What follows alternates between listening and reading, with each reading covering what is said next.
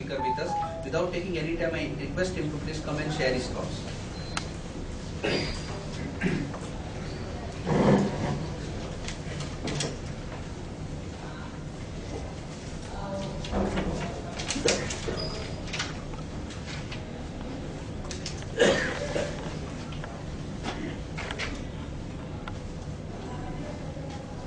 Be more comfortable standing.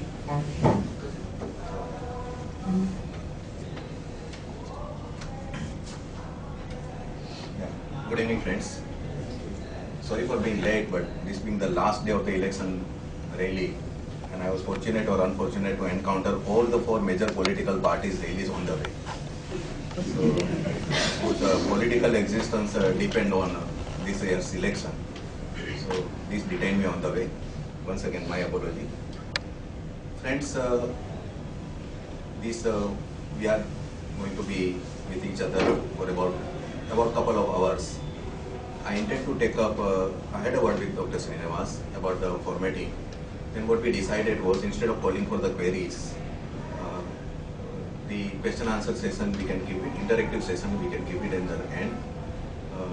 Anywhere from half an hour to 45 minutes, we can keep that session. In the meantime, let me outline and explain to you the major amendments which have been made by the Finance Act, Finance number 2/8/2014, and how it is going to impact all the service tax SSCs, not only the stockbrokers. There are some significant. It's a small. There's one very outstanding book written by Dr. Schumacher. Small is beautiful. Long back. Yeah. Mr. Jaitley's budget is small as far as the indirect taxes are concerned. Whether it is beautiful or not, only one is to take an independent call. I take it that after 2 years of negative list being in the operation after 1st July 2012, all of us would be now well aware about what service tax is all about. And since stockbroking community was the first one among the 3 services which were brought under the levy, so we are well aware. I'm taking it, so I don't want to go into the past. But as far as India is concerned, service tax is going to be the tax of 21st century. In fact, the economies, government's all revenue projections over around the service tax. So much so that, and the provisions which have been made in the current year budget also vouch for the fact that how dependent government is or going to be in the coming years on this particular field of the indirect tax. So let us start with that, and specific stockbroking related issues we can take it up as a part of our interactive session. Coming to the subject, friends, whenever I had any occasion to say anything on indirect tax, whether service tax or excise, or for that matter on customs, I am very fondly reminded of one of my very favorite quotes by Hugh MacLennan, who said that man is a thinking animal, a talking animal, a tool-making animal, a building animal, a political animal, a fantasizing animal, but in the twilight of civilization, he is chiefly a tax-paying animal. So we are all destined to be tax-paying animals till we breathe our last. It has been very famously and correctly said that change is the only constant in the life of a human being. But then there are 2 notable exceptions to this universal rule, and those 2 exceptions are, which are, you might be aware of. The one is death and another is taxes. They never change.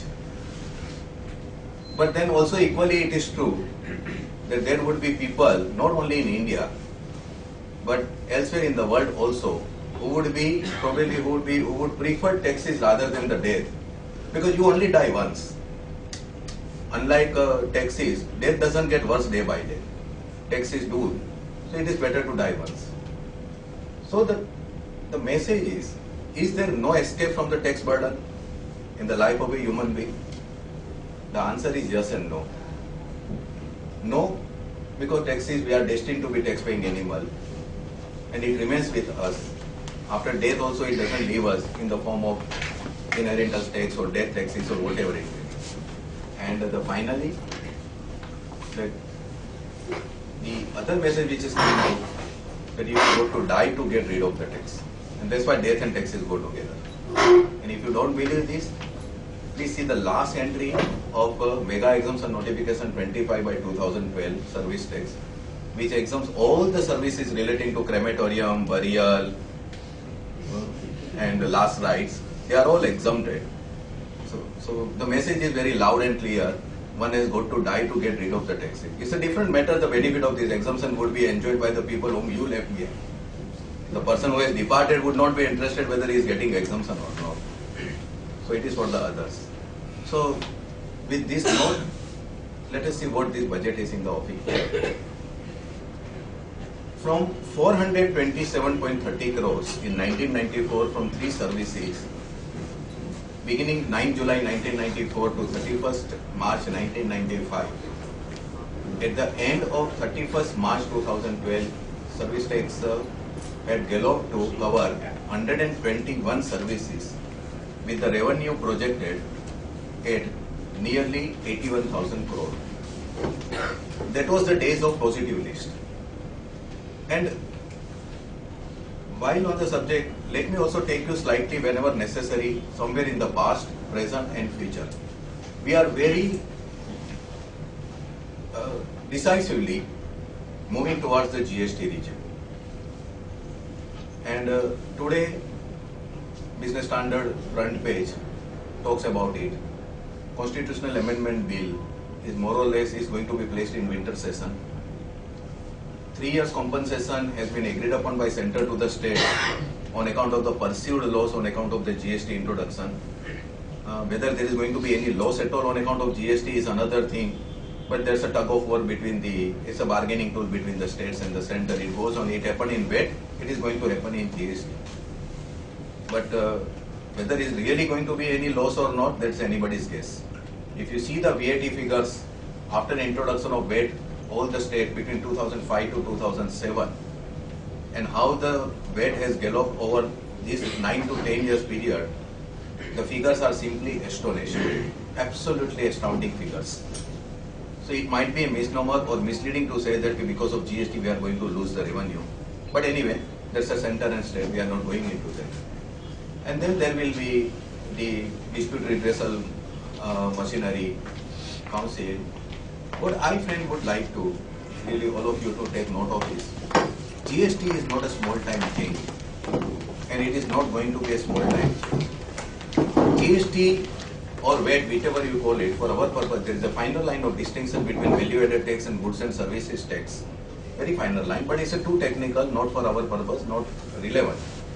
Somewhere like in Australia, it is known as GST, Canada it is GST, European Union it is VAT, UK it is VAT, Singapore it is VAT, New Zealand it is GST. So these are the about more than 175-70 countries are actually right now VAT compliant, and almost all developed countries except USA, because there it is a retail tax. So the question here is, GST is going to be a big bang change as far as the indirect tax is concerned, and once it is introduced, which I expect somewhere, if everything goes according to the plan, somewhere between either April 16 or October 16. And that's an optimist guess on my part, but there could be, with some firm and the NDA government being there, probably they would be able to. It's going to change the life of everybody. The life will not be the same again in this country. There are 4 changes which are there on horizon or might have taken place. In indirect tax field, one is GST. On direct tax field, it is direct tax code, which again I do not expect to be introduced any soon.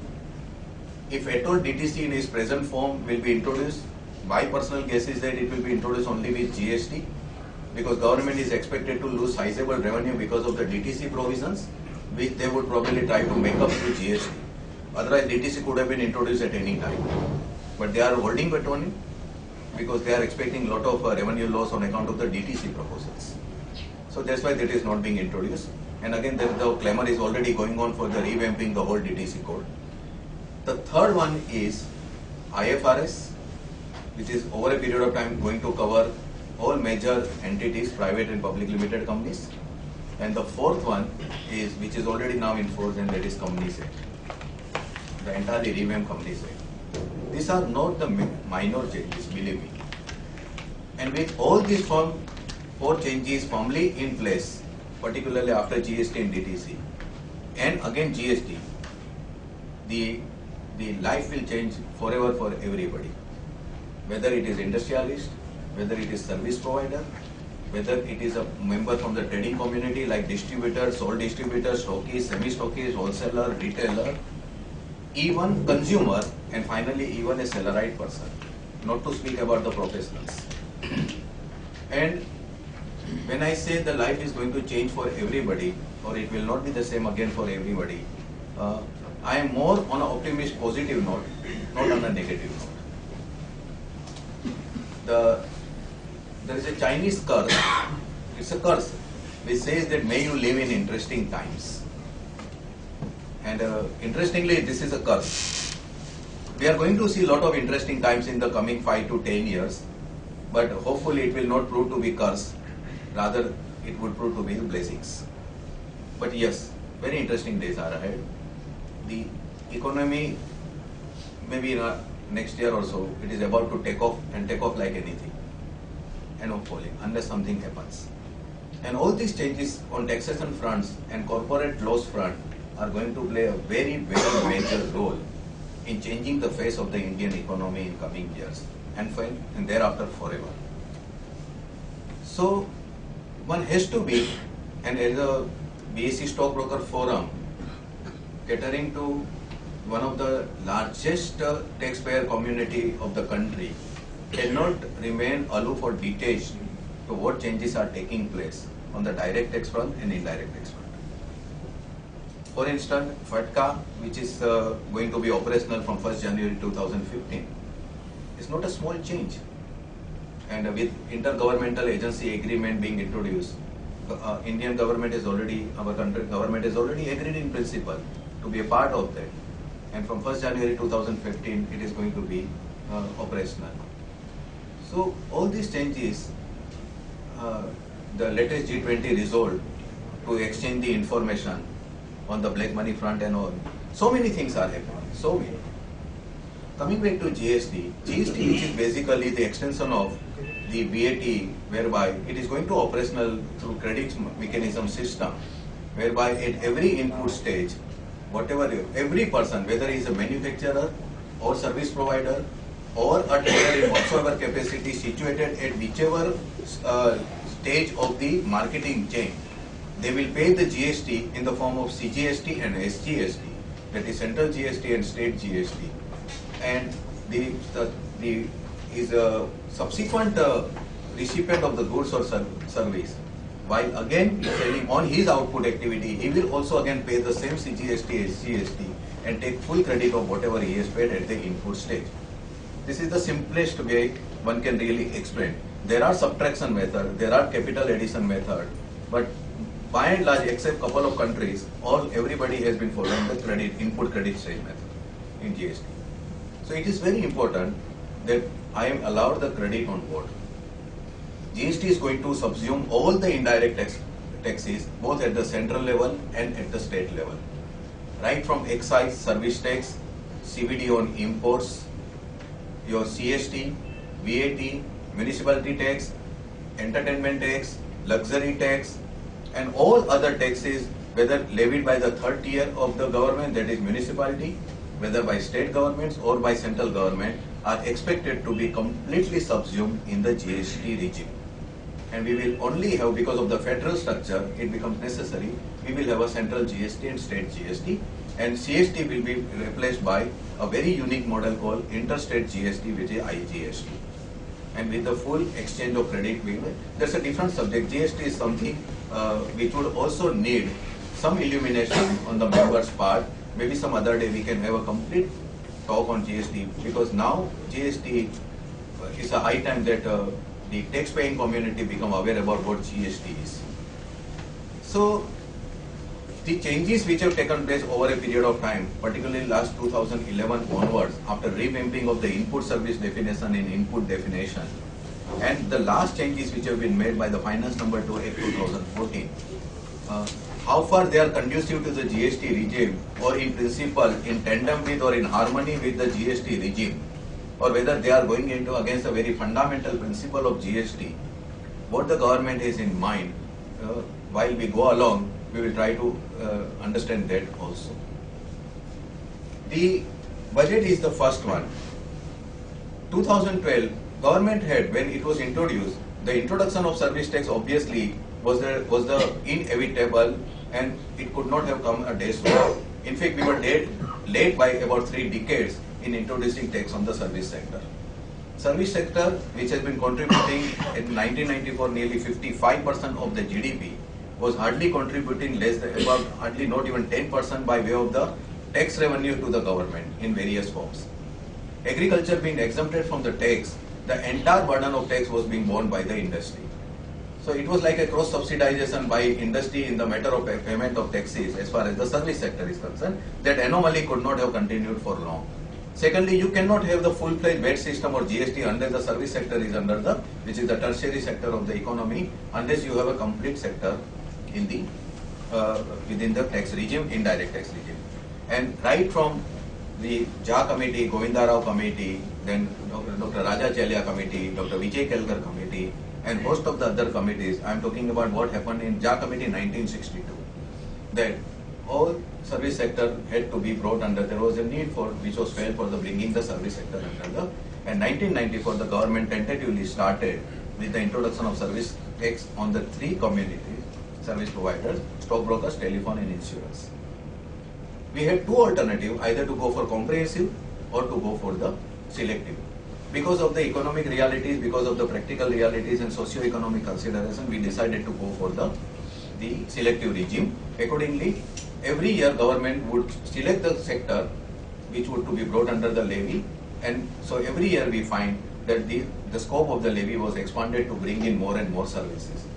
We call it now, in the backdrop, we can now call it a positive list-based levy as against the negative list-based levy. And that continued from 1994 till 2012. There was no separate enactment for service tax. It was still administered through Finance Act 1994, Chapter 5. Today also there is no separate enactment for service tax. It is still being administered through Chapter 5 of Finance Act 1994. Probably now government feels that with the GST on the knocking at the door, probably it's now no time to come out with a new enactment as far as the service tax is concerned. That had actually led to a lot of issues. Initial, when it was a positive levy was specific, there were no interpretational issues, exemptions were very far and few between, classification was never an issue. But as more and more services were bring, the overlapping issues arose. With the mushrooming of the exemption, which is always the continuing feature of the Indian tax economy, Indian taxation system, there was again those familiar dispute with which we are all familiar in central excise started mushrooming in service tax. In 18, when then service tax become 18-year-old, probably our present Honorable President, who was the Finance Minister, he probably felt now is the time to start something new, or to put this tax on a different pedestal. In the life of a human being, there are 3 stages which are very important. Birth, we keep on celebrate our birthday even if we are 85-year-old or 90-year-old.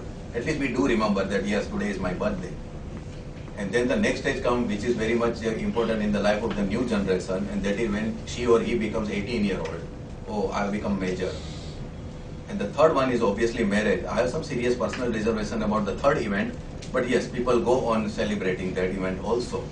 So that this first birth took place in 1994, and when it became a major, to quote one of the most આપણે જેને કહીએ છીએ ઉમાશંકર જોશીને કે બોમ્બીથી ભોમકા ને ખુંદવાતા ડુંગરા.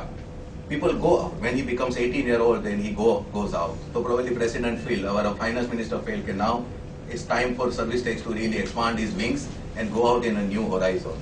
And overnight, positive list-based levy was replaced with the negative list-based levy. The sum and substance of negative list-based levy is that all the services are now under the tax net except those which are covered by the negative list of services or which are otherwise exempted under mega exemption notification number 25 by 2012 or some other specific exemption notification. Otherwise, all the services are deemed to be under the tax net. So the and for the first time, probably it will now sound very, very surprising that such an important law, such a hefty contributor to the government revenue, it was a tax on services, and there was absolutely no definition of service for 18 years. The term service was never defined in the Finance Act till 2012, and which had led to the unsurmountable problems, unbelievable problems. If I were to put it, again, to go back to our literature, our Gujarati, ઘણા બધા અહીંયા આગળ બેઠા છે અને આપણા સાહેબ બરકત વિરાણી બેફામનું નામ સાંભળ્યું હશે, who is famous for his shares particularly revolving around the death, કે તોય બેફામ કેટલું થાકી જવું પડ્યું, નહીતર જીવનનો માર્ગ છે ઘરથી કબર સુધી, જેના માટે બેફામ ફેમસ થઈ ગયા. બેફામ સાહેબનો શેર છે કે રડ્યા બેફામ સૌ મારા મરણ પર એ જ કારણથી હતો મારો જ એ અવસર ને મારી હાજરી નહોતી. તો બેફામ સાહેબ મારા પ્રિય શાયર છે, કવિ છે. તો એની ક્ષમાયાચના સાથે મારે કહેવું હોય તો કહી શકું, સર્વિસ ટેક્સની ભાષામાં આ વ્યાખ્યા નહોતી, ડેફિનેશન નહોતી, કે વેપારી વકીલોને વેપારીઓ મૂંઝાયા સૌ એ જ કારણથી હતો એ કર સેવા પર ને સેવાની વ્યાખ્યા નહોતી. અને that continued for 18 years. So in overnight negatively spaced levy came, four important concepts came into being.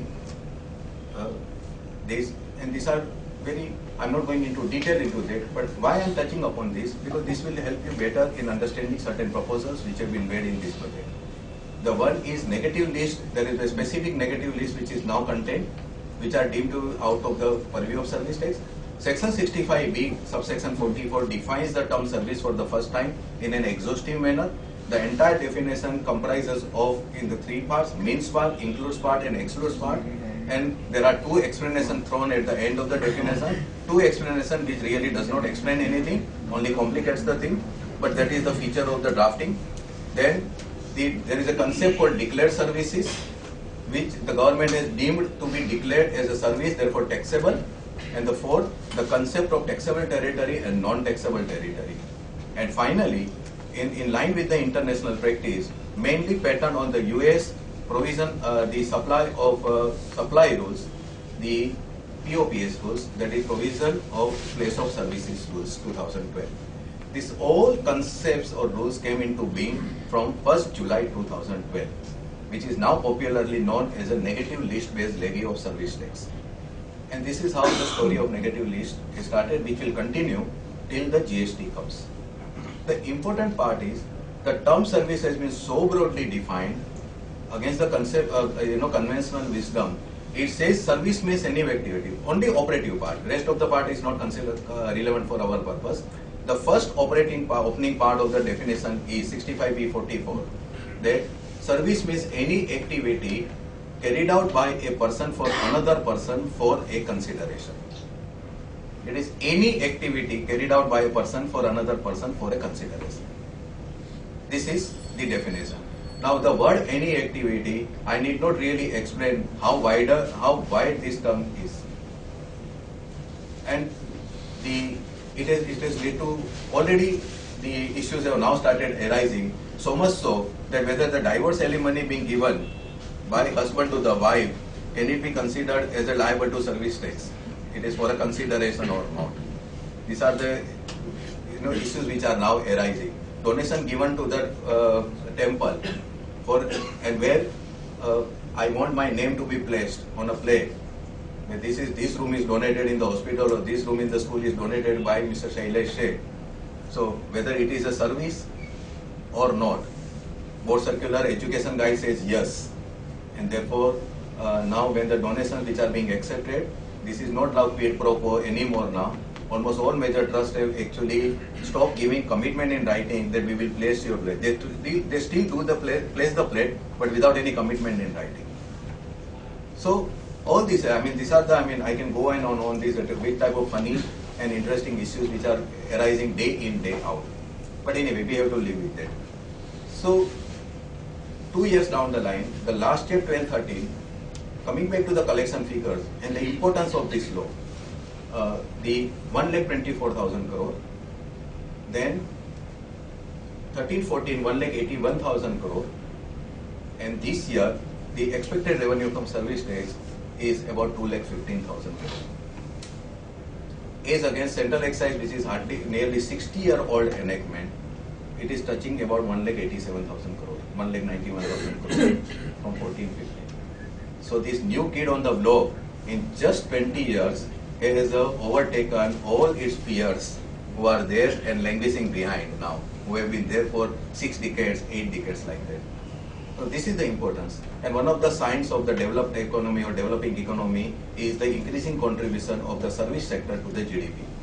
Like in America, it is 2% agriculture and hardly 16% industry, and the rest is all service sector.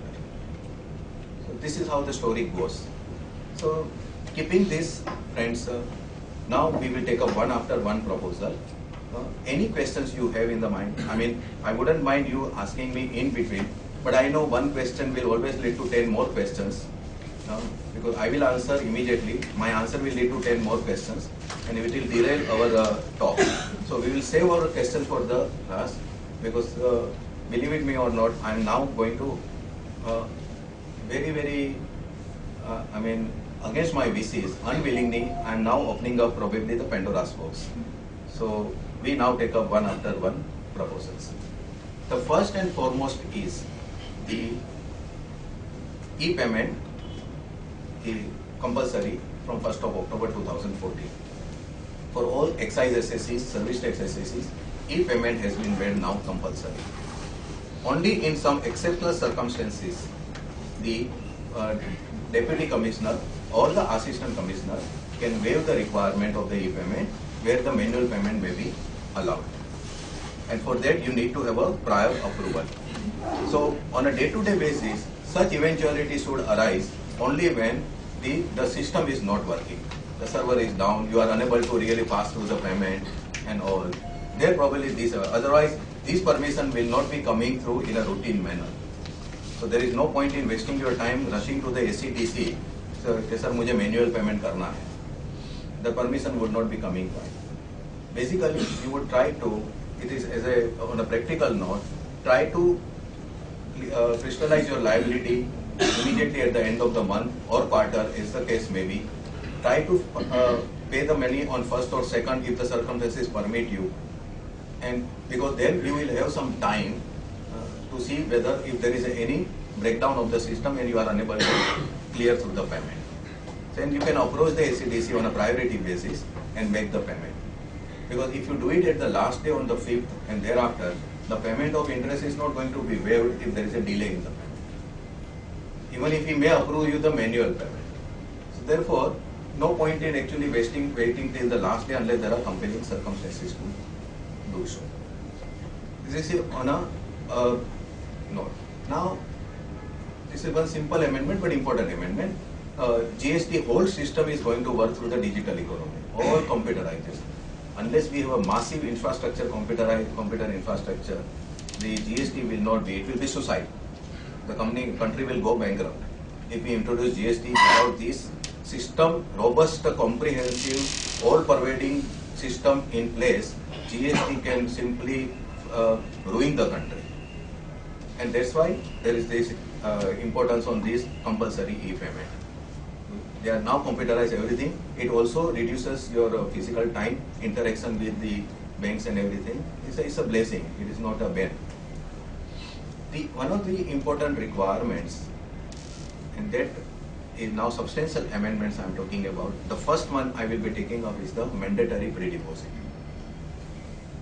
We know that in service tax, just like excise and all, there are successive stages of the litigation.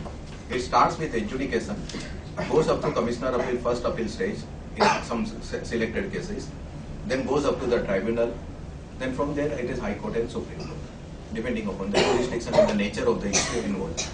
Adjudication, again, there are 4 officers who generally adjudicate the matters whenever any show cause notice is issued. One is Assistant Commissioner, second is Deputy Commissioner, third one is Joint Commissioner, fourth one is Additional Commissioner, and finally it is Jurisdictional Commissioner. AC/DC, generally the level are considered to be the same. It is basically something to do with the promotion, cadre promotion. That's why ACs are known as DC and joint commissioner are known as additional commissioner.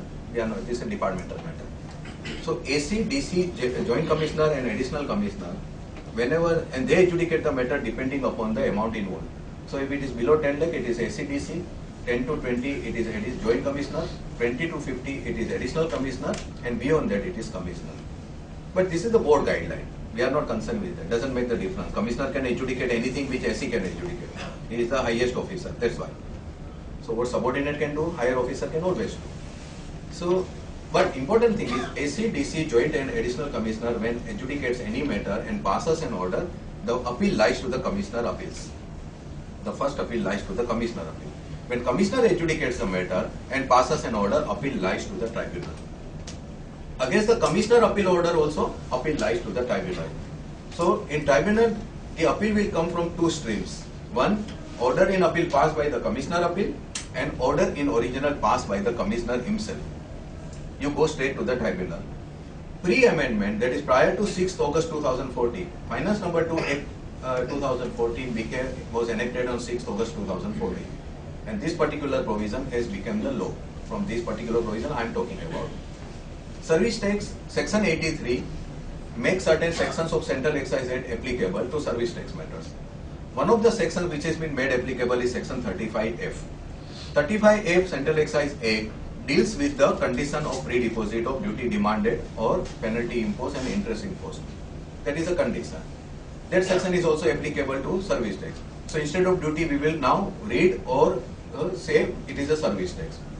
Prior to 6th August 2014, it was mandatory to make the pre-deposit of the entire service tax demanded with penalty imposed with interest before your appeal is heard by the commissioner appeal or by the tribunal. 35F is covering both commissioner appeal and tribunal both, and it was compulsory. However, this section itself provided that in a given case, if the pre-deposit condition is going to cause any undue hardship to the SSE appellant, then the commissioner appeal or tribunal can waive that condition of pre-deposit either wholly or partly. It was completely discretionary powers, full discretionary power, nothing to do with the amount involved, and therefore he can waive that condition subject to either unconditionally or. So under this section, routinely stay applications are being filed up to 6th August 2014, seeking the waiver of the precondition of duty demanded or service tax demanded, as well as the stay against the recovery during the pendency of the appeal. It was being filed. These being the discretionary powers. Now, Commissioner Appeal generally would not bother about the stay applications unless he is in the last quarter of the year when he has to also, like a revenue officer, garner some revenue. Then he would take up stay application. Then he would order 50% pre-deposit in a routine manner. But tribunal would not hear your appeal unless and until stay application is filed and stay application is disposed of. That was compulsory. What has been done is now, for the first time in the history of indirect tax altogether, a condition of mandatory pre-deposit has been introduced.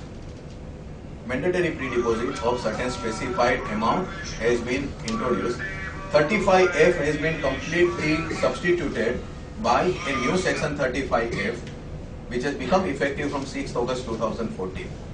As per the substituted section 35F, all the appellant, service tax appellants, same for excise, same for customs. When they go for first stage appeal, that is before commissioner appeal, 7.5% of the service tax demanded will be required to be mandatorily pre-deposited.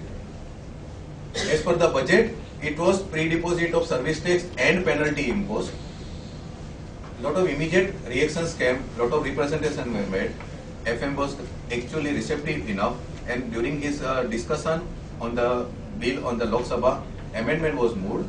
So if only service tax is demanded without any penalty, then it is 7.5% of service tax. If it is service tax and penalty both are demanded, then it is 7.5% of only service tax. But if it is only penalty, then 7.5% of the penalty. Generally, penalty would be imposed on the co-appellant. Fortunately, right now in co-appellant, unlike excise service tax, there is only one single provision, 78A, which was introduced last year, 2012, providing for the penalty of 1 lakh rupees on the officers of the company in service tax. That 1 lakh is the only provision under which an individual of a company SSE can be penalized. Partner, director, officer who is concerned with the contravention of the law by the company or its firm. Unlike excise, where we have 100% mandate penalty provision for even co-notices or the individuals. Service tax, it is only maximum 1 lakh. So if it is only penalty on the company or taxpayer SSE or the other individual, it will be 7.5%. And this is to be paid as a mandatory pre-deposit when the first appeal is filed before Commissioner Appeal. And that appeal, as I said, will be against the AC/DC joint or additional commissioner order. Similarly, when the second, if the appeal is directly filed to the tribunal against the commissioner order, mind you, adjudication order, then also the requirement is 7.5%. So 7.5% requirement is common for the first stage appeal, whether before commissioner appeal or whether before the tribunal. The other part is, if it is a second stage appeal, when it goes to tribunal against the commissioner appeal order, so once commissioner appeal party loses the case, it goes to the tribunal, and when you go as a second stage appeal before the tribunal, there is additional 10% pre-deposit to be made of the entire service tax demanded. This additional word, I am going to take it up. I am only echoing right now what is the government view. It is additional. Right now the fight is going on whether it should be additional or it is additional 2.5%. We will come to that. So, but 7.5% is the first stage when the appeal is filed before commissioner appeal for the first time or before the tribunal for the first time, and additional 10% if you go to the tribunal at a second stage appeal, that is against the commissioner appeal order. And this mandatory pre-deposit requirement, once this is filed, this is for the first time introduced in the entire history of indirect tax. If you see para 252 of the budget speech of the finance minister, the last para, and thereafter he commended the budget to the August House for their consideration, he said that in order to relieve the tribunal appellate authorities of dealing with disposing of the appeals and for the expeditious disposal of the appeal, I intend to do away with the stay applications altogether. So from 6th August 2014 onwards, any appeals which are filed will have to be along with the 7.5% or 10% pre-deposit. And this has become now law. Now what are the issues which are arising on account of this condition? And this is subject to maximum 10 crore. So if the demand involved is of 500 crore, the SSE will be required to pre-deposit only 10 crore. Right? But if the demand is of 50 lakh, then he will be required to deposit approximately 4 to 5 lakhs. So effectively the percentage would work out much better for the higher evaders. I mean, government might not be sending the signal, okay, now you evade big. Because if it is 500 crore or 1000 crore, you only deposit 10 crore. And then your appeal will not come up for final hearing before about 7 to 8 years, at least in Mumbai. Right now we are actually arguing 2005-2006 case. We had achieved a very dubious distinction of in the month of May, on 1st May 2014, a distinction which nobody would be proud of. All the 6 benches together of such state, Kolkata, that is Kolkata, Chennai, Bangalore, Mumbai, Delhi and Ahmedabad, taken together, the pending appeal figure had crossed 1 lakh. So quite a dubious distinction, which I am sure nobody would be proud of. To be exact, 1,05,449 appeals were pending on 1st May 2014 in all the 6 benches of the tribunal, amongst all. So once you make this pre-deposit, your appeal will not come up before 7 years, 8 years, 9 years at the current disposal. Earlier it used to be 12 to 14 years. But now, since after 6th August, stay petitions are now not going to be filed, therefore probably we expect now the disposal will now pick up in the coming months. Fine. But that is the proposal. What are the issues arising from this? First of all, let me say one thing. Howsoever one may criticize, this can become a double-edged sword. It can hit you, it can benefit you, depending upon the nature of your case and what you are fighting for. But this probably could be much as a blessing rather than a bane for the industry. We know the difficulties which we experience while obtaining the stay before the tribunal. That is the most difficult part of the entire litigation, to obtain the stay and then ward off the departmental officers from the recovery while your appeal and stay are pending. And then if you don't get the proper stay, even if you have a very good case on merit, then you go to the High Court, you go for the modification, you go for, and you even run the risk of your appeal being dismissed. And all these things with you don't know what is going to be your final outcome. So in a way, this percentage which has been prescribed are not really something which one should be really complaining about. That is one part of it. Yes, in a given case, it is going to create some heartburns which are bound to be there. And we will see, the implications of this. The first question which arises is, the words which are used is that the tribunal or commissioner appeal shall not entertain any appeal unless against an order passed by the first authority, 7.5% is deposited. Against an order passed at the second stage, 10% is deposited. The words used are shall not entertain the appeal. What is meant by entertaining the appeal? Am I supposed to pay at the time of the filing of the appeal, or am I supposed to pay before my appeal is finally heard by the tribunal? That is the question one would ask. There is an interesting ruling by Supreme Court in the context of this word entertain, where entertain word was explained by Supreme Court saying that the word entertain means judicious examination of the appeal. So there is a difference between memorandum of appeal and the appeal. Appeal is the judicious examination of the submissions, and memorandum of appeal contains the grounds which invite that judicious examination of the submissions. I know, but it's a Supreme Court. So they have made this distinction between appeal and memorandum of appeal. So if we go by this, and there are other judgments, one can say that entertaining the appeal means it is my actual hearing of the appeal. Therefore, I can make this pre-deposit of 10% or 7.5% till my appeal is finally appeal comes up for the hearing.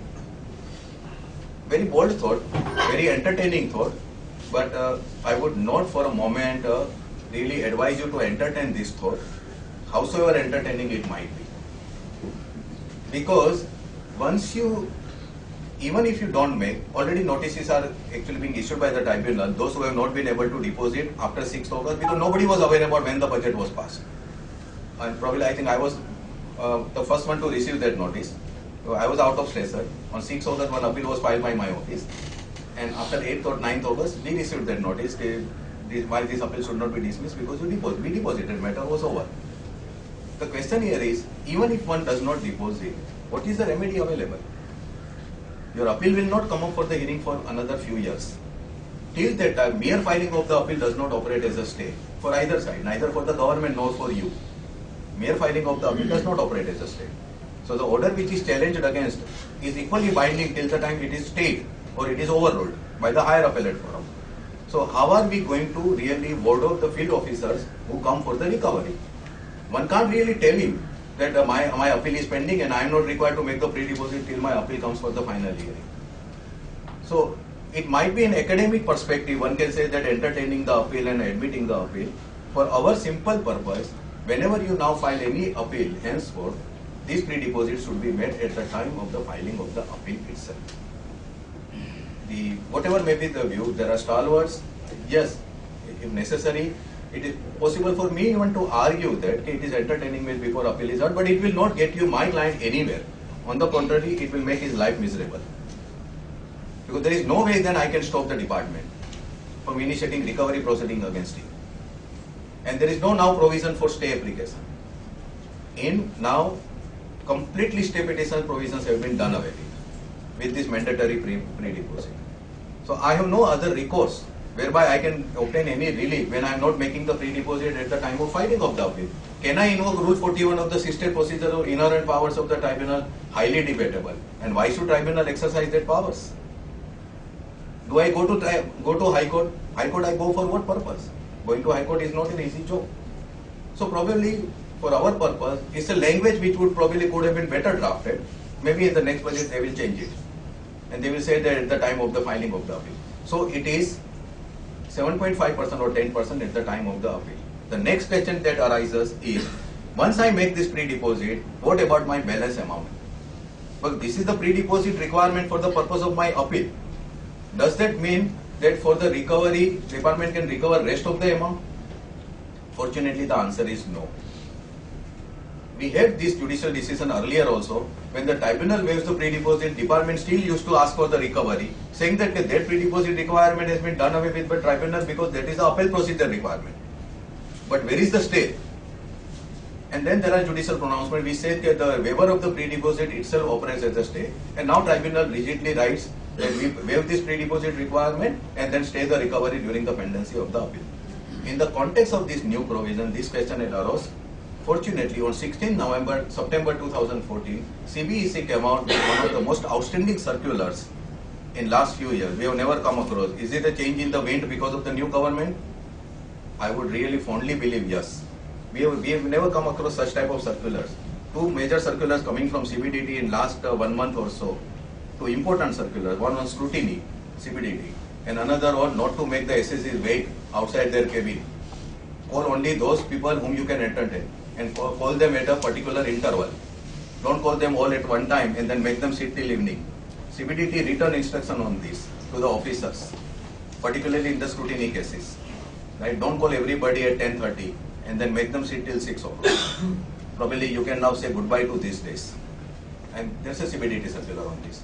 And the second circular is about the scrutiny, what type of questions should not be asked, where he can normally would take you on the global tour, forgetting about what he is supposed to concentrate on. There also CBDT has asked about in scrutiny what type of questions should not be asked. And it should not be roaming fishing inquiry, what your in-laws have been doing and what is his business, what is her business and what. So this is probably we can say goodbye. So this 16th September 2014 circular by the board clearly says once this mandatory pre-deposit is made, no recovery will be made of the balance amount. So that will be the end of the issue. The third issue which arises simultaneously is about what happens to if I win the case and I am entitled for the refund. It goes via tribunal to High Court, Supreme Court. Department may close it at tribunal level, may not go further, may go to High Court, may go to Supreme Court. At some stage where they lose and they close the case, they accept the verdict. I am entitled for this pre-deposit refund. What about the interest on that? Interest provisions are already contained under Section 35FF, which provides for the interest of 6% on the pre-deposit refund. But that refund provisions are applicable after 3 months after the date of the decision. So if my appeal comes up and decided in my favor after 10 years, I get the interest at 6% per annum, simple interest, on that amount after 3 months from the date of decision which came after 10 years. Now it will not be. On the contrary, it is made much more lopsided coming to that. However, as again a very bold gesture from the finance minister, again this is the first to his name, interest albeit at a 6% now provided from the date of the deposit till the date of refund. It will be from the date of the deposit till the date of the refund. And by this circular, CBEC has instructed the officers to grant the refund within the 15 days without making any formal application. There are no prescribed form. Only the letter will do. This is the pre-deposit which I made for the purpose of this appeal. You give this document, whatever debit and all, and within 15 days. And you can expect this 15 days time limit to be adhered to, because one thing the revenue officer would be always afraid of if they have to pay the interest and if the blame comes to them. Government never likes to pay the interest and they take it very seriously. So revenue officers probably will be adhering to that. So this 6% per annum interest will be now payable from the date of, only thing it will be applicable only to the new appeals which are being filed after 6 August. Similarly, the pre-deposit requirement, mandatory pre-deposit requirement will be applicable only to the appeals which are being filed after 6th August. Those which are pending as on date, where stay applications have already been filed, which might not have come up on the board, there it will be dispositive as per the earlier law. But by and large, tribunal, unless there is a exceptional case, we are now seeing the tribunal is also taking cue from this requirement, and generally if they have to order, they order 7.5% to 10%. We are seeing this, unless the case is very bad. The third important point is whether this will apply to which are or to the demands which have arisen prior to 6th August, orders passed before 6th August, or matter pending at the SOCOS notice stage, but the demand pertains to prior to 6th August period. And the SOCOS notice have already been issued. Am I supposed to make this pre-deposit? Is it not retrospective in nature that you are making this applicable to retrospective? Yes, at first blush, one may say that okay, yes, you are giving. Demand has been raised in 2012. It is still pending. It will be now decided. Am I supposed to make the pre-deposit? My demand pertains to prior to 2014. Or the order is passed before 6th August 2014 and I am filing the appeal for the first time. But it pertains to the earlier period. The answer is yes. It will be applicable. It is not being given effect retrospectively. Because the law is on the date when any action is being taken, any act is being done, or any act which could not be done. So either there is an inaction or there is an action. It is the date of that action or inaction, whatever law prevalent, that will be relevant. By doing this, no retrospective effect is being given in effect. Yes, there is a Hussain Kadam Dada Supreme Court very old judgment where Supreme Court in some similar circumstances has said that these provisions of in the context of VAT or sell tax had said that the entire pre-deposit requirement relates back to the date of demand. Therefore, whatever on the date of demand, whatever was actually prevent law, that should be applicable. But that entire judgment was in the context of some different, it was in a different context. It does not lay down the law that my requirement should be as per my date of default. No such law can be read into this. So therefore, one need not go into this. Board circular is also clear, though board circular is not a law. But we have to take a very pragmatic view, and this will be applicable to all the appeals, whether orders are passed or order may be passed in the coming years, coming months. It may be passed on the pending demand. This requirement will be applicable. The fourth issue which arises is whether can I make this payment through Senvet credit account? The debit, can I make through the Senvet credit account? The answer is yes. So if this service tax is any service tax demanded, and I have a balance in Senvet credit account, and I can make this payment of 7.5% or 10% even from the Senvet credit account. What cannot be paid from the Senvet credit account is the penalty. Penalty has to be paid in cash. There are Birla Yamaha judgment, the Morarji Gokaldas judgment, Balarpur Industries judgment, Sriram Steel's judgment. There are umpteen number of judgments in the context of our Modvet days and Senvet days, which says that the debit from the Senvet credit account is good as the payment in cash. So therefore, there should not be incidentally. State itself issued, Bombay State from Delhi, there was a circular issued, again I think on 28th August. That circular was issued giving some clarification how this pre-deposit condition should be viewed by the registry. And they have clearly said one is to see that the payment of proof is forthcoming along with the time of the filing of the appeal, or if the amount is debited in Senvet credit account, then that proof should also be forthcoming. So they have also principally accepted that it can be debited through Senvet credit account. It need not be in cash. But if it is only penalty on the company, especially if the individual taxpayer is there, then individual taxpayer, then it has to be in cash, because no penalty can be. Senvet credit account under Rule 3, Sub-Rule 4 of Senvet Credit Rules 2004 cannot be utilized for the purpose of payment of interest or penalty. It has to be in cash. The purposes for which Senvet credit can be utilized by a manufacturer or service provider are outlined under Rule 3.4, Sub-Rule 4, and that actually prescribed. Now this is a demand against service tax, therefore it can be. The next issue that arises is, what about the past demands? And that past demand, as I said, that part we covered, this is already arising. The other is 10% or 7.5%. If you see the wording of 35F newly substituted, it speaks about 7.5% at the first stage and 10% in the second stage. The word another or additional is not used in the section. TRU circular of 11 July 2014, traditionally there will be two circulars always on the budget day. One explaining the provisions of excise and custom of the budget, another explaining the service tax related provisions of the budget. These two circulars will be there always on the budget day.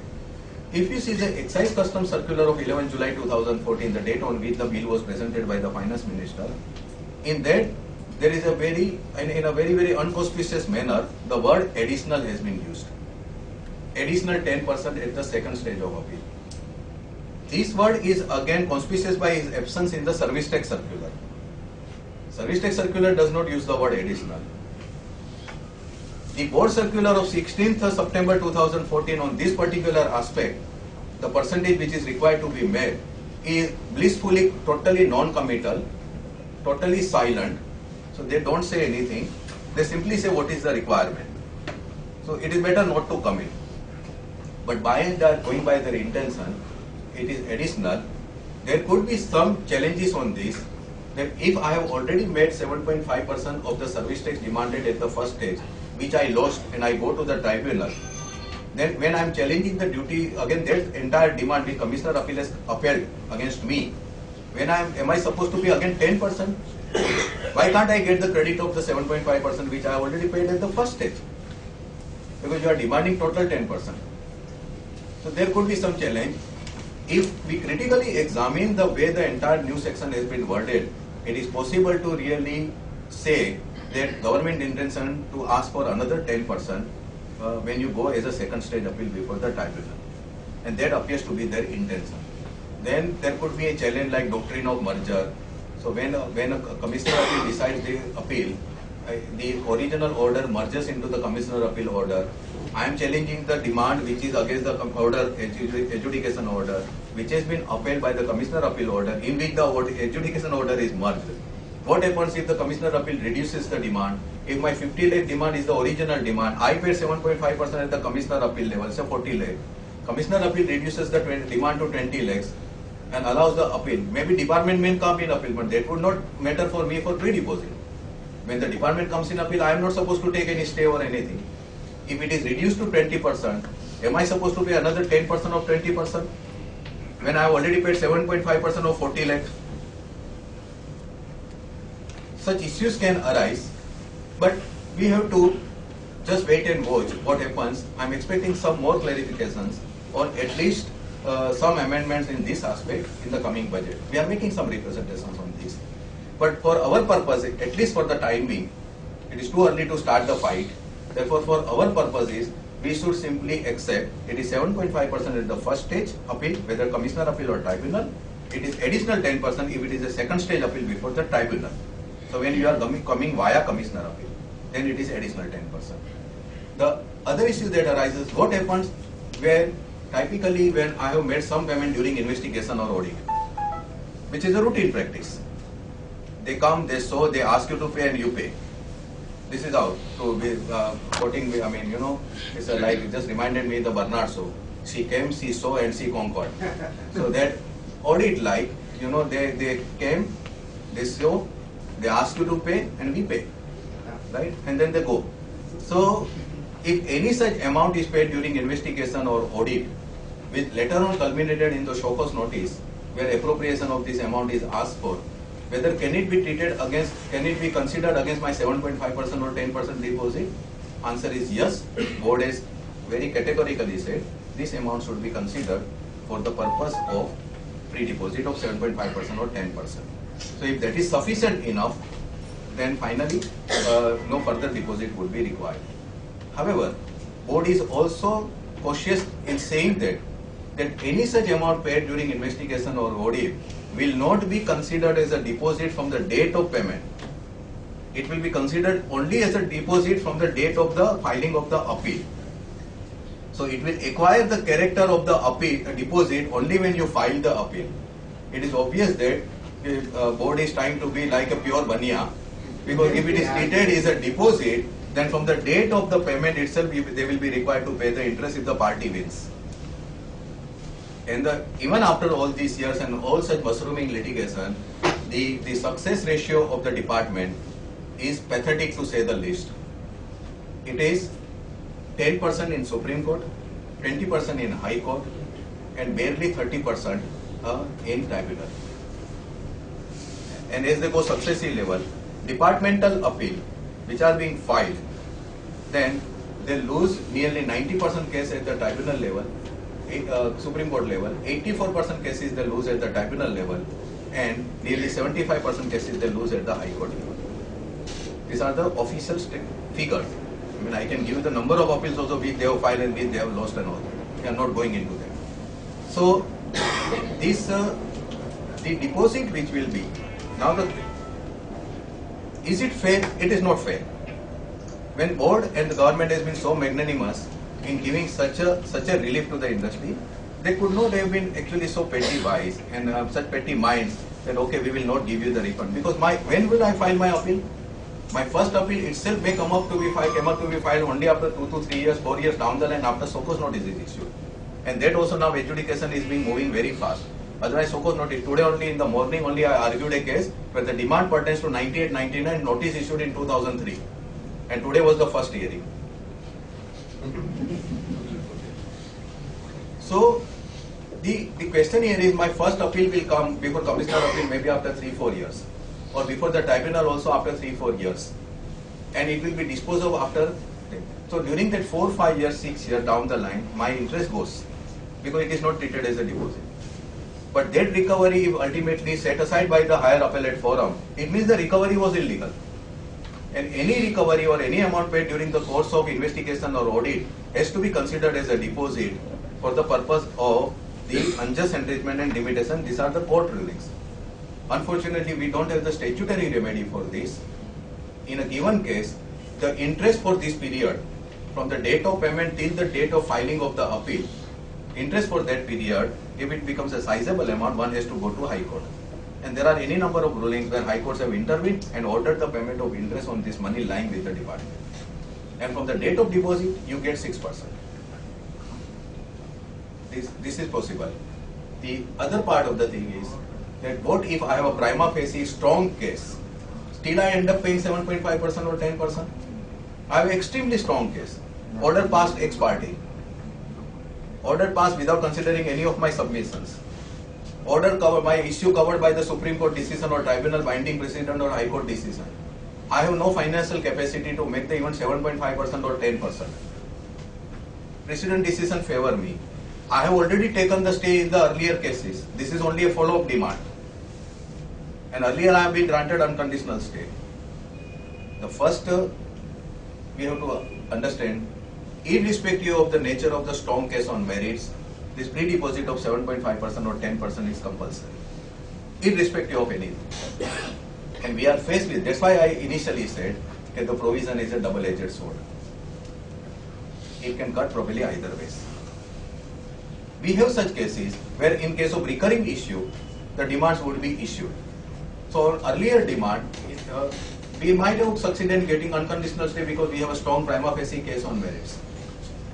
On the very same issue for the subsequent period, when I file now my appeal, I will be required to make this pre-deposit. It sounds harsh. It sounds very much unjust, unfair, improper. But that is how the law is. Because logic is supposed to be at the heart, at the bottom of it should be the pillar of the law. Unfortunately, they never say eye to eye with each other. It's like it's absolutely typical Sasu Bau like. Logic will never be there in any law which is made in this country. So, the question here is, what is the remedy?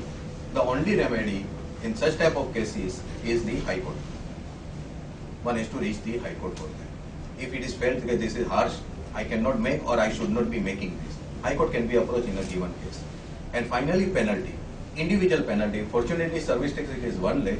What we are afraid of is the excise, because we foresee that now the tendency to impose hefty penalties on the individual co-notices would now be rising on part of the excise authorities.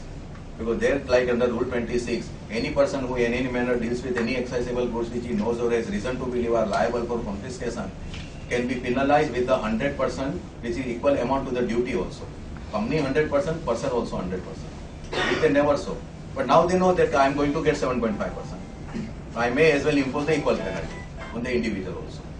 The tendency could be there. We'll have to just wait and watch. There is one upsetting development which might be taking place. Or even in service tax, the commissioner or the authorities may even now inflate the demand manifold at the investigation level itself. If the demand should not come beyond 10 crore, he may make it 100 crore. Because he needs 7.5 crore, 10 crore from you. He anyway gets 7.5 crore. And that is official. And who called, nobody, I mean, who cares whether he makes it 100 crore or not? He knows that my 100 crore is not going to survive. But I will get 7.5 crore now. If he makes the demand for 10 crore, he will get only 75 lakhs. Why figure of 100? It can be 1,000. Anything. No, but again, it will depend upon the profile. If the fellow has a balance of 10 crore, he cannot make it 100 crore, right?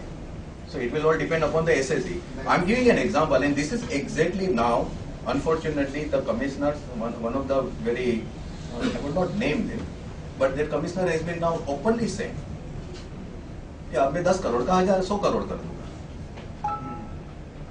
I don't care. आप भले 100 करोड़ जीत के आओ, मुझे अभी तो मुझे 10 करोड़ चाहिए, 7.5 करोड़ तो मुझे मिलेंगे आपसे। That's a different matter. Who pays? This can, but we will have to wait and watch. Right now, there is no need to get unduly perturbed about it. It will all over because I'm expecting a lot of changes taking place in the administration setup, and that will continue. Obviously, there will be a lot of curbing of this tendency. And finally, is this provision open to challenge? Constitutional validity of such provision. Obviously, one can always be bold and adventurous enough to challenge. Similar provisions exist in Karnataka VAT, Bihar VAT, UP VAT. Majority of the VAT provisions of the states have the similar type of provisions. Challenges have been made against them, and almost on all cases, the challenges have more or less failed in almost all cases. So constitutional validity, one should not be really be so much optimistic to challenge this provision. Yes, in a given case, if you feel that you are entitled for the relief and the 7.5% is also uncalled for, better to approach the High Court, take the relief and go out of the High Court. Otherwise, it will not be wise and advisable to challenge the constitutional validity. You would not be getting, only thing is probably the professional probably earn some good money out of that writ petition challenge. Otherwise, nothing is going to come out of this. There are any number of decisions. There are law laid down by Nandlal and Son. That Nandlal and Son Supreme Court judgment AIR 1993 then followed. But Nandlal lays down certain guidelines that if it is putting an onerous burden or the unreasonable burden, this pre-deposit condition mandatory cannot be actually faulted with. Now, how are we going to decide about whether it is onerous? It may be onerous for me. It may not be for him because he is comfortable with 7.5%. I cannot even make 2%. Law cannot be interpreted or applied that way. So therefore it would not be. Otherwise all the judgment, Ahmedabad, Gujarat High Court, Anand Mills, there is a Gujarat Agro judgment of Gujarat High Court. All these judgments, series of judgments have taken the view that such provisions are reasonable. Unless it should be the palpably unreasonableness can be established. So may not be advisable to approach the High Court. Is it a tendency to approach the High Court should be as a last resort. Because once we go to the High Court, you are on the point of no return. One should never lose sight of this fact. So this as far as the pre-deposit is concerned. The next amendment has been made with the Settlement Commission. Settlement Commission, section 32, 32A to 32B, 31, 32 and 32A to 32B of Central Excise Act have been made applicable to service tax also. There are no separate Settlement Commission related provisions under service tax. And for the first time, Settlement Commission provisions were extended to service tax in 2012. Prior to that, Settlement Commission benefit was not available. We know that they are all patterned on the line of the Income Tax Settlement Commission. So I am not going into the technical part of the Settlement Commission functioning. The three amendments which have been made to Settlement Commission, which are important, are till 6th August 2014, before going to Settlement Commission for any matter, generally Settlement Commission people would go if they have a very bad case on merits. They want to cut short the litigation and cut short the cost of the litigation. So they make, anyway, interest is required to be paid. The second part is about the penalty immunity, prosecution immunity. Generally, 100% penalty immunity is now not forthcoming. And what will be the repercussions of that? Please bear it in mind. When the immunity, 100% immunity of penalty is not coming. I'll come to that in a minute because that is the one issue we need to keep it in mind. So, but one of the conditions for going to Settlement Commission is I have to file the so-called, I should have filed the returns. If my ST3 returns are not filed for the given period, for which the demand is raised, for which I want to go to Settlement Commission, I cannot go to Settlement Commission.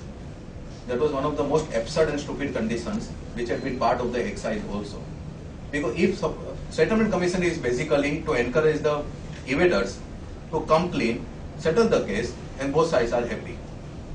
That is the whole idea. That is what is in concealment of the tax particulars in income tax also, section 245A onwards. But what happens is, if a person is evader, he would not have taken the registration also. So there is no question of his filing the returns. The people who are registered would be only filing the returns. But as a side activity, side business, he is also indulging into evasion, then he can go to settlement commission. So a registered taxpayer carrying on the side business activity of evasion of service tax can go to settlement commission because he is filing the returns for that period. If an evader or a bona fide non-payer who might be under impression that my activity does not attract the levy of service tax, he cannot go because he has not filed the returns. And that stupidity had continued for some reason or another. The one welcome gesture, half-hearted but welcome gesture, and that is settlement commission are now given the powers to condone the lapse of not filing of the returns and admit the application for the reasons to be recorded in writing. So again, you are at the mercy of the members of the settlement commission, whether you would be able to convince them or not. And believe me, it's very hard to convince them. So at least Bombay bench. But anyway, that is one. The second is, up till now, pre-amendment 6th August, one could not go to settlement commission till the expiry of 180 days from the date of the seizure of goods or seizure of the documents. That was the condition. That till 180, why 180 days? In excise particularly, the seizure of goods when takes place in any given case, often the goods either in transit material or whatever, then within 6 months they have to issue the SOPOS notice at least for that goods purpose, for confiscation. Then there are powers of extension. So generally, if they are investigating the case further, they will issue this SOPOS notice first, proposing the confiscation of the goods under seizure, and the demand notice would come at a later date, for which they have got 5 years. So that's why this 180 days. Now these 180 days which they have now introduced, one could not go till the expiry of 180 days from the date of seizure of documents during investigation or seizure of goods. People used to interpret it in a manner that after 180 days I can go to, if the notice is not issued. Settlement commission used to entertain such application when the demand is not under dispute. So my documents have been taken away by DGCI, say for instance, or my goods have been seized. My notice, I have not received any notice till 180 days because DGCI is working upon it. I can go to the settlement commission because I know my liability, okay, what is this going to be, and then it is for the department to respond to it. Settlement commission used to entertain such application disposal. Department never liked this. So they have challenged all such cases in the high courts everywhere. That we have got time to issue the SOPOS notice. How can settlement commission entertain this application merely on expiry of 180 days? Now what has been done, this very provision has been totally omitted from the statute.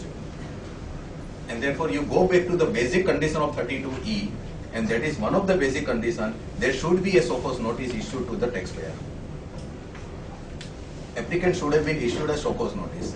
So unless and until now SOPOS notice is issued, you cannot go to settlement commission.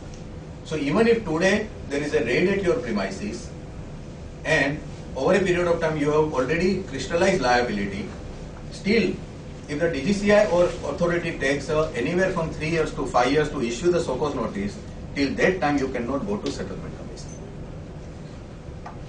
Even if you want to now close this case, because for going to settlement commission, payment of entire service tax along with interest is mandatory at the time of filing of the application or before filing of the application. But you cannot go till the SOPOS notice is issued.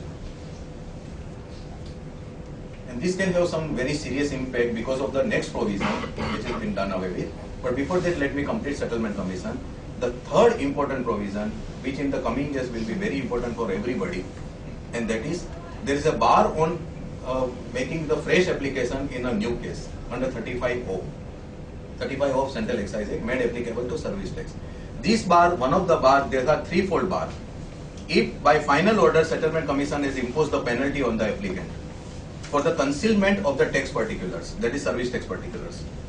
If the penalty is imposed in the earlier case, even if a new case is made out, you cannot go.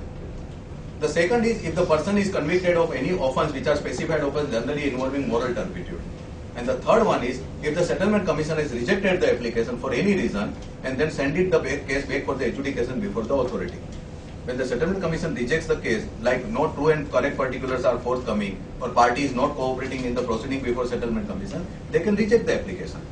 then the matter will be again lying back to the SOCOS notice. And all of us must be knowing that you can go to settlement commission only till the time SOCOS notice is pending. Once the order is passed, one cannot go to settlement commission. It is only at the SOCOS notice that one can go to settlement commission. Now the first bar about non-filing of the fresh application, bar on filing the fresh application in a new case, when the earlier case I am already penalized for the concealment of tax particulars, an explanation has been inserted that concealment for the purpose of this case means concealment before the central excise officer. The straight meaning of this is that I am before the settlement commission because I have concealed some service tax liability from the department. I go to the settlement commission, I want to now close this case, don't want to go for fighting. Settlement commission disposes my application, settles my case, but simultaneously imposes some penalty also on me. It could be anything. It could be a meager penalty, petty penalty, it could be sizable penalty. Generally they impose, earlier they were giving 100% immunity. We have umpteen number of such cases. Then with the new bench, it became 2% to 3% to 5%. And since despite the best efforts of Mr. Rajan, our RBI governor, inflation is still not coming to the comfortable level. So the penalty quantum is also keeping pace with the inflation. Therefore from 3 to 5%, it is now 7, 8% to 10%. But more or less it is the case. The moment I am penalized in a given case today, in a particular case, next time I cannot come. This is straight, and this is probably never intended by the government. They have straightway played into the hands of the members who have been advocating this view in last 6 months. We had some tough battles going on this aspect, pre-amendment. It's a one-time, in other words, it is a one-time opportunity for going to the settlement commission because if you are penalized even 100 rupees, then also your right to go again goes. So one has to be extremely careful when one decides to go to the settlement commission. Or maybe one should really wait for the very big amount and then close it for once for all. So that you do not jeopardize your right in future. This has a very interesting history. Identical provisions are there under section 245K of Income Tax Act. Identical provision. Bar on subsequent application if one is penalized for the concealment of the tax particulars. No such explanation is inserted in the Income Tax Act. Okay, concealment here means concealment before Income Tax Officer. In 2007, 1st June 2007, the one-time bar was created both in Income Tax, Excise and Customs simultaneously. And this bar was created in what manner? These provisions have been there right from the beginning. Another provision was inserted in all these Income Tax and Excise Customs that once any application is filed by the party and that application is allowed to be proceeded with by the settlement commission, then no fresh application will be entertained by him at any time. Mere application allowed to be proceeded with in a today's case, I cannot file in a new case, new application. That specific bar was created, which is we could call it a once in a lifetime opportunity. There was a lot of representation, so excise custom that bar was specifically removed. But in income tax subsection 2 of 245K still contains this bar. And both the bar are simultaneously existing. And bar on subsequent application when I am penalized by a final order, and bar on subsequent application when my first application is allowed to be proceeded with. With this, our argument before the bench has been that this concealment can only be before the settlement commission, it cannot be before the officer. I have concealed my liability before the officer, that's why I am before you. Otherwise, why would I come before you? But here also, if I am trying to be smart and concealing my true liability, and settlement commission imposes any penalty, then only you can really throw me out and next time don't come again. It cannot be otherwise. But they are not willing to listen. It is more on the conduct and character of the company. One of the judicial principle is that whoever goes to the court should go with the clean hands. I am not going with the clean hands because I am still trying to be smart when I am going to the settlement commission. For which settlement commission may impose penalties, and such instances are there. Chawla Enterprises, Manal Electronics, Coal India, 3 reported decisions where settlement commission has imposed the penalty for the non-true disclosure by the party. And then you stop me from coming. So basically this might be probably writing the epitaph for the settlement commission, because once the impact of this amendment will sink in, it will probably become a dead institute. The other 2 important amendments are the Senvet credit time limit has been introduced, 6 months time limit for taking the Sunway credit on any inputs or input services. This amendment has been made effective from 1st September 2014, introduced in Rule 4.3 and 4.7, 4 Sub-Rule 3, 4 Sub-Rule 7 of Sunway Credit Rules 2004. As far as inputs are concerned, there are no difficulty. Generally, stockbroking community may not have much problem about the input part. But the input services also, there is a 6 months time limit. In this case, there are quite a few areas which are to be, because this is now going to affect you on a day-to-day basis. The one part is, this amendment is effective from 1st September 2014. The first question that arises, it is 6 months from the date of the document specified under Rule 9 of the Sunway Credit Rules. Which are the documents? That is the invoices of the service provider, then your GAR7 challan if you are paying it under reverse charge, then inputs or capital, this does not apply to capital goods, then inputs of the manufacturer or the registered dealer or importer, whatever are being paid, any supplementary invoice is specified under bill of entry, like that. So all these invoices, which are the Rule 9 contains the duty paying or the Sunway table documents list. From the date of that Sunway table document, one is to compute 6 months, not from the date of receipt or date of booking of the invoice, from the date of invoice itself. Date of billing. Yeah, date of billing, that is the date of billing by the service provider, 6 months. Or the manufacturer supplying the input or dealer supplying the input. The first part is, this will be applicable from 1st September 2014. Will it apply to the invoices which are already there prior to 1st September 2014?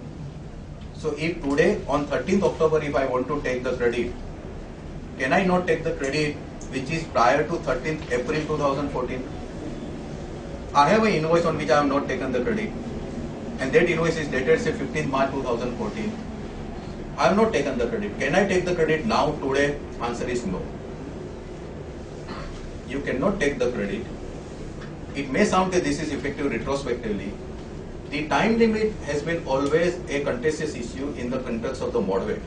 1986, when the modified value added tax came, which is basically the, you can say that your great grandfather of the present Sunway credit scheme.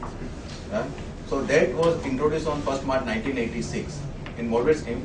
Till 28th June 1995, there was no time limit prescribed for taking the MODVAT credit. The first time the time limit of 6 months was introduced on 28th June 1995 by notification 28 by 95 Central Excise Non-Tariff. They continued in force up to 1/3/2000. And from 1/3/2000 onwards, till 1st September 2014, there was no time limit. For 14 long years, there was no time limit.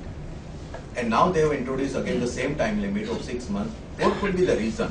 Probably the trigger point has been certain judgments of the tribunal, the last one being of Central Bank of India, which had gone to the tribunal, where the Sunway credit was allowed to be taken on the invoices which were dated nearly 5-6 years back. And probably board might have, North Block might have felt that too much is too much now. Enough is enough. So that might have probably acted. So the 6 months time limit has been introduced.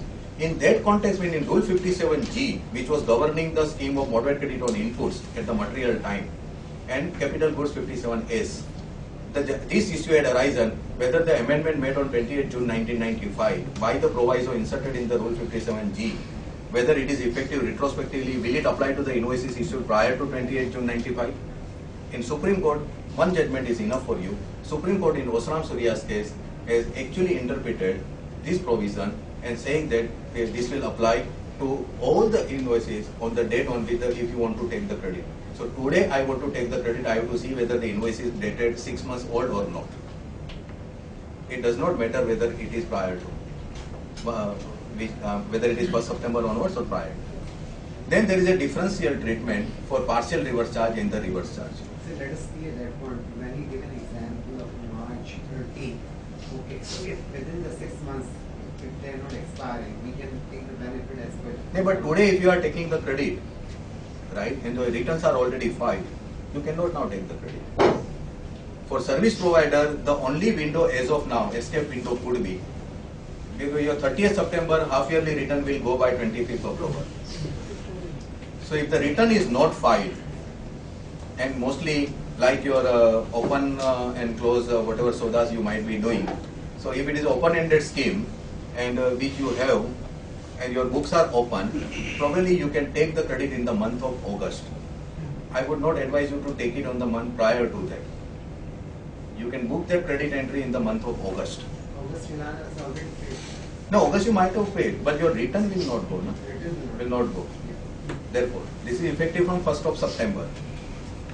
Earlier month, because it will all again depend upon how much credit at the end of each and every month. Suddenly you take the credit in say, July or June or September, and during that period, if you might have paid the service tax in cash, it will be viewed with the suspicion when you had so much of credit, why are you coming to the rescue of the government and actually donating some money in cash? So better to do this in the month of August if the overall factual circumstances permit it to do. Otherwise, because the return, for excise manufacturer, probably there is no way out. Because month to month basis they would have filed the return. Now this is the one important thing. The other part is partial reverse charge and reverse charge. Coupled with the Rule 7 POT rules, under full reverse charge when the service tax is paid. Whatever amendment, whichever made, the sum and substance of this amendment is, if the service provider is liable to pay the service tax in normal course, correct? The recipient service recipient will not be able to take the credit till the time the entire value of the service and service tax is paid. The time limit is 6 months, but he can take it on accrual basis. Still, accrual basis he can take the credit subject to making the payment within 3 months. So your effective time limit is 3 months. For those who are having the annual turnover of 50 lakhs, small scale, for them the benefit of taking taking the SENVET credit without making the payment, that continues. The second is, if it is a partial reverse charge, you can make the SENVET, you can take the SENVET credit on accrual basis only when, provided you make the payment within 3 months, or otherwise when the value of service and service tax is already paid, you can take the credit. For the full reverse charge, the SENVET credit can be taken immediately the moment service tax is paid by you, because you will be paying the service tax through GR7 channel in cash.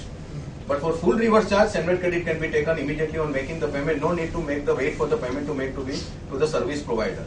So your overseas service provider, you need not wait. But yes, you have to make the payment of service tax and take the credit, because GR7 channel is the only prescribed document. However, under reverse charge, Rule 7 which has been amended, it clearly says that in case of reverse charge, the liability to service tax will arise on the date of payment to your overseas service provider. However, if that invoice is not issued, date of payment, then it will be the date of invoice. And then from the 91st day, you have to make it within 3 months. So it is date of payment or within 3 months from the date of invoice. And on 91st day, the interest liability will start. The only consolation is that under full reverse charge, if the liability is not discharged within 3 months from the date of invoice, for 3 months interest and penalty liability will not be there. It will only start from 91st day. And it is 91st day. Please keep it in mind. From the date of invoice. So sum and substance, friends, I am probably actually going to write a detailed article on the forum's news on this, explaining all these amendments, particularly this 6 months time limit in a tabulated form with some real life examples. But for all of you, important thing is, if you are taking the credit on accrual basis, keep the 3 months time limit in mind. Forget about the 6 month date of invoice validity on accrual basis. Otherwise, take the credit only after making the payment to the service provider or making the payment of service tax, keeping 6 months time limit in mind. That is the sum and substance of this amendment. And this probably needs to be because this will lead us to the next important provision. Why these have now become important? Interest provisions have to increase in the rate of interest. Till 1/4/2011, on any non-payment or delayed payment of service tax, the interest burden was 13% per annum, simple interest. From 1/4/2011 till 30th September 2014, the rate of interest prevalent has been 18%, which was increased to 18% from 1/4/2011. After this budget and effective from 1st October 2014, the rate of interest will be 18% if the delay is up to 6 months, 24% if the delay is between 6 months to 1 year, and 30% if the delay is beyond 1 year. It is a 30% interest if the delay is beyond 1 year. Not only that, these 30% interest will be applicable to all pending demands and all pending cases. So if any show cause notice is already pending, of say 2012, 13 or 11 or whatever, or any appeal of mine is pending at whichever stage, which is 1 year old, effectively that amount of service tax demanded from me is attracting 30% interest from 1st October 2014. And don't tell me this is retrospective. This is not retrospective because rate of interest is applicable from time to time as prescribed under section 75. And this is section 75 amendment. When it became 13 to 18%, nobody had even noticed it. But suddenly it has become 30%, the law is the same section has been amended in the same manner. And this is something has to be very carefully taken note of, particularly when you are settled with the demand or when you are in some litigation issue with the government department. One has to take a very conscious and informed call. So much so that right now we are now taking out all the appeals from our cupboard where we might have taken unconditional stay and advising our client, okay, you take a now call. You might have a very strong case today. We have taken an unconditional stay. We can only give you our judicious view, our legal view. But tomorrow if you lose, you might end up paying 30%, which will government, the money will get double in 2.5 years. The question is, Pratibha Processor Supreme Court judgment says that interest is compensatory in nature.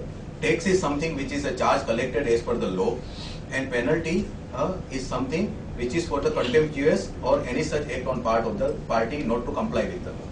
Interest is compensatory. It cannot be arbitrary or irrational. By all reckoning, giving maximum doubt to the government, benefit of doubt to the government, this is arbitrary. This is irrational. 30% interest. When government is borrowing the money to GSECs and postal saving, if they are borrowing the money at much less than 10%, they cannot demand 30% from us. What I see is probably the government wants to really discourage the tendency on part of the service provider to delay the payments beyond certain limit and utilize the government money at 18%. As it is the money from the banks and financial institutions hard to come by, so I may as well use the government money because my client is already paying me, money is lying with me. बाद में देखेंगे 18% के साथ भर देंगे. What is there? Bank तो नहीं दे रही पैसा. So somewhat this to curb this tendency probably, but they have gone overboard. This particular provision could be susceptible to challenge, but one has to see. What is really the solid ground could be for the challenge is that there is a section called 73A which allows the government to recover any amount from a person who has collected any amount by way of a service tax but not deposited with the government. That is the same provision in excise and custom. If you recover and if you collect and not pay, then there is no time limit for that. Government can recover this money even after 15 years. And for that 73A type of recovery, the interest provisions are contained under 73B, which continues to apply 18% even today. So if I recover and don't pay to the government full both the sides, my client and as well as the government, I pay only 18%. But if for a genuine reason, if I don't pay and if there is a delay of more than 1 year, then I pay 30%. And Edmund Burke says that there is no torture worse than the torture of loss. So this is what we have to, but bear it in mind, 30% interest, this will also include any wrong surrender credit availed. Because the service tax demanded under section 73, if you see the explanation, tax demanded, it includes everything. Surrender credit wrongly utilized and everything will be applicable. So one has to be extremely careful. Rule 14 of surrender credit rule for the recovery of the credit wrongly availed or wrongly utilized for service provider read with section 73 and interest read with section 75. So automatically this rate of interest of 18, 24 and 30% will be applicable even in case of the wrong utilization of surrender credit. Would be a debatable issue, but you can't be extra cautious on this. So this provision needs to be kept in mind. And the last important thing is about the intermediary definition. POPS, place of provision of services rules, up till now was including it actually defines artificially what should be the place of provision, because basically we are moving, these are cross-border transactions, this is very important, and they are patterned on the UK supply of rules. The question here is, intermediary services, it was there is a default rule 3. That generally it is the service tax being the destination based consumption tax, or GST is touted as a destination based consumption tax. It basically it chases the consumer of the goods or service, and then it stops. Therefore, at retailer end it stops. Retailer passes on to the consumer. So B2C transaction it stops at B. B2B transaction it goes on passing, right? So now in case of rule 3, which is a default rule, and then there are rule 4, 5, 6, 7 different. In rule 8, this intermediary services, they were covered, for which it was declared the place of provision where the intermediary is situated. And it was only covered, fortunately, only intermediary of services. And board, if you see, till 1st October 2014, this amendment has come effective from 1st October 2014, that stock brokers, consignment agents, they are all out of it because they are dealing with the goods. Intermediary has also been defined under Rule 2F of the POPS rules, and which facilitates any supply of goods or supply of services, not the main service, and who does not provide such service on his main account. On his main account, if it is a principal to principal service, he cannot be treated as an intermediary. He is only facilitating supply of goods or supply of service between the two parties. Till 1st October, only supply of it was only intermediary and services were covered, and therefore all the intermediary of services who are providing services to the overseas companies and marketing their services in India were covered under that. Now intermediary of goods are also covered under this with 1st October 2014. And intermediary of goods being now included, the important thing is, please, so we are on a very important topic. So intermediary of goods, which are now included from 1st October 2014, it means that all the stock brokers or those who are handling the portfolio management, catering to the high worth NRI, HNI or other foreign investors, they will all be covered under this provision. Even though they receive their brokerage or commission in foreign exchange, it will not be treated as an export of service, because the place of provision of service will be treated in India. And why this is so? The goods, it is supply of goods. Goods has been defined separately under 65B, and goods has been defined so as to mean 65B23, if I am not mistaken. Goods include securities for the first time. If you see the sale of goods definition, it does not include securities. The service tax definition of goods includes securities. Securities is defined under Securities Control and Regulation Act, SCRA, which includes all your derivatives and everything. It's a very wide definition. And therefore, all the service providers, particularly from this community, who are providing services in any manner, as an intermediary or otherwise, even to their foreign clients, and earning the commission or brokerage in foreign exchange, will now be required to pay the service tax. By the same analogy, if any person, not only stockbroking community, any manufacturer or person, SSE in India, who avails the services of any agent situated outside India for the export of his goods or for the export of his services, he is availing the services from outside India, under reverse charge he will not be required to pay the service tax, because the place of provision of service is outside India. So if I am marketing my goods in foreign country through the agents appointed by me in that country, from now onwards, 1st October, the reverse charge will not be applicable to me, because the agent is situated in outside India, the place of provision of service will be outside India. It sounds very absurd. It goes against all logical thinking. It goes against the international adage that while exporting the goods or services, you cannot export the domestic taxes. It goes against that. And there is no such provision in any major countries where such type of provision has been introduced. The trigger point could be the Microsoft judgment. Incidentally, this was introduced much prior to that, but in Microsoft only day before yesterday the judgment is out, and Microsoft has won its 256 crore case before the tribunal, where its activity was considered to be the export of service, relying upon the Paul Merchant's case, famous case of Paul Merchant's. What my personal, we have been trying to find out the logic, and have done some very deep thinking. We are not getting anywhere on this. Okay, why this provision? Two reasons can be, apart from Microsoft, which I could really see them is, the idea was probably to take into within the scope the actual security market operations, where a very substantial commission or brokerage was being earned in foreign exchange on the activities undertaken by them for their foreign clients, in different manner. They wanted to bring it along with it. But it has been so widely worded that this is now actually is applicable to our spectrum of trade and industry, everybody.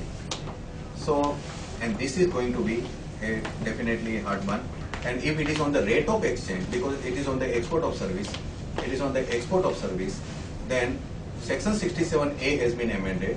Up till now, the rate of exchange was to be decided as per the custom notified way, which generally at 15 days it was being extended. Now, rate of exchange as per the generally accepted accounting principle gap on the date as determined under the POT rules. So first you decide about your date of provision of service as per the POT rules, which is date of payment or date of invoice or date of completion of service, whichever is earlier. On that date, you apply the rate of exchange as per the generally accepted accounting principle. If you go through the gap or gap or whatever, see, it is absolutely beja gap. But that gap, when you go into that, it is accounting standard 11, which has been prescribed by institute. And after you make this complete round of the provisions, ultimately you come down to, okay, that my relevant date will be the date as per the POT. Forget about gap and forget about anything else. Whether I am following transaction analysis system or whether I am following the mercantile system. But this rate of exchange can become very important because it is not merely the matter of reconciliation. Ultimately, there cannot be or there should not be any gain or loss. Even if on the date of transaction is rate of exchange is X, and what I am booking it, or when on the date of payment I am booking it, it is Y. It can become important when ultimately the service which is involved is not available to you by way of a Senvet credit. If there is a difference, and if I am availing the Senvet credit, then whether I pay less or more doesn't make the difference. But if that activity is not available, is covered by the input service definition, then there could be some dispute now onwards on the actual quantum of liability determined by you on the basis of the rate of exchange. What rate of exchange you have applied. So this is major important change. Then there are recovery agents, entire 100% liability is shifted to now banking and NBFC and financial institutions.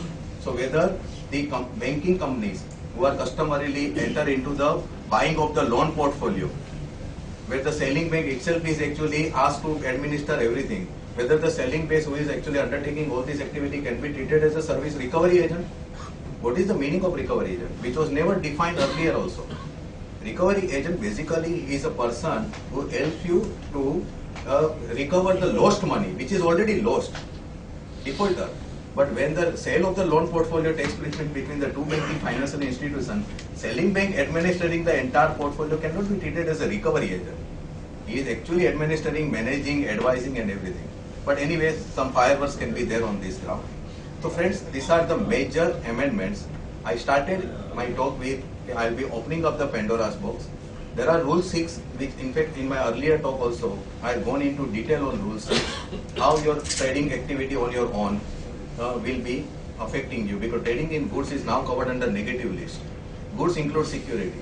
So if I do own trading on my own security, I am hit by Rule 6, I have to go by Rule 6 mandate and either go by the separation of the records or go by the formula. The most important rule and most difficult rule to really comply with. So I started with that. I will be opening up the Pandora's box. I'll just share for 2 minutes that story with you. Pandora's box, we have been using it every now and then in our talk. Please don't open Pandora's box. Some people might be aware of this story, might not be. There is a beautiful, interesting myth behind this Pandora's box. There was a time when two brothers, Prometheus and Epimetheus. Epimetheus stands for the hindsight and Prometheus stood for the foresight. Both these brothers were given the mandate to distribute the different traits or qualities to the different animals of the world. and they went on the task when it came and started distributing different qualities to the different animals of the world or universe. When it came to the turn of the mankind, they ran out of the stock and they had nothing to give to the mankind. Man being the supreme animal of the universe, it needed something extra, something extraordinary. So Prometheus went to Zeus and stole fire from Zeus and gave it to the man. Zeus was very much angry, and he captured Prometheus and he was tortured till no end, but he had a blessing of immortality. Every day a vulture would come, eat away his liver, again he would revive, and that torturing went on till he was relieved from the war of the 12 level. A war of 12 level is again another different story. But still Zeus' sense of vengeance was not satisfied. He was so much angry. So he summoned all the deities and asked them to create Pandora. Pandora basically stands for woman. With due respect to all of you, there is no offense meant here. I am only narrating the story. And that's why it is said that hell hath no fury like a woman scorned. ગુજરાતીમાં આપણે જેને કહીએ કે છંછેડાયેલી વાગણ કરતા છંછેડાયેલી સ્ત્રી કરતા છંછેડાયેલી વાગણ સારી. તો hell hath no fury like a woman scorned. That particular proverb has its origin in this story of Pandora. So Pandora was created, and every deity gave her one or another thing, and with that box she was sent to Epimetheus. Prometheus knew, sitting in his prison, he knew what was the grand design of Zeus. So he had summoned, actually cautioned his brother, can never get in touch with Pandora. But they met, and as usual, Pandora has to be beautiful. She was beautiful. They met accidentally, and on all those days also, it is 1,000-year-old Greek myth, and all those days also equally always it is a dil hai ke manta nahi. So Epimetheus fell in love with Pandora, and they got married. The another caution which his brother had actually passed on to him was never allow Pandora to open that box. So at least Epimetheus took it very seriously and asked Pandora never to open the box. Now Pandora was a woman. She was asked not to open the box, so she had to open the box. And that's why it is said that curiosity killed the cat. That proverb has also its origin in this Pandora story. So she opened the box, and from that box came out the all type of ills like crime and famine and what not. I mean, mankind had actually never seen all type of disease, and everything came out of that box. Till that time, mankind was living in a very happy and blissful state of affairs. They have never experienced this. But this entire